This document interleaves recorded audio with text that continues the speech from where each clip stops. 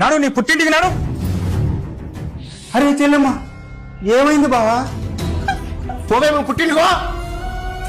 చెల్లెమ్మ బావా మీకేమైంది? అన్న వీళ్ళకు కట్నం కావాలంట.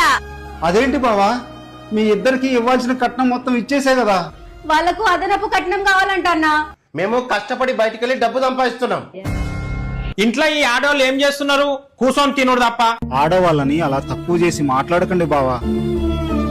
ఎవరి భార్యనైనా చివరికి నా భార్యనైనా ఇంట్లో వాళ్ళు చేసే పనులకు పిల్లలకు చేసే పనులకు లెక్క కడితే మనమే తిరిగి లక్షల్లో ఇవ్వాల్సి వస్తుంది బావా. మన మగవారికి వారానికి ఒక్క రోజైనా సెలవు ఉంటుంది గాని ఆడవారికి ఒక్క పూట కూడా సెలవు ఉండదు బావా. అయినా కట్నం కోసం వేధించేవాడు అసలు మొగుడే కాదు. ఎన్ని కష్టాలొచ్చినా కడుపులో పెట్టుకొని చూసుకునేవాడే మొగుడంటే. తప్పైంది బావా.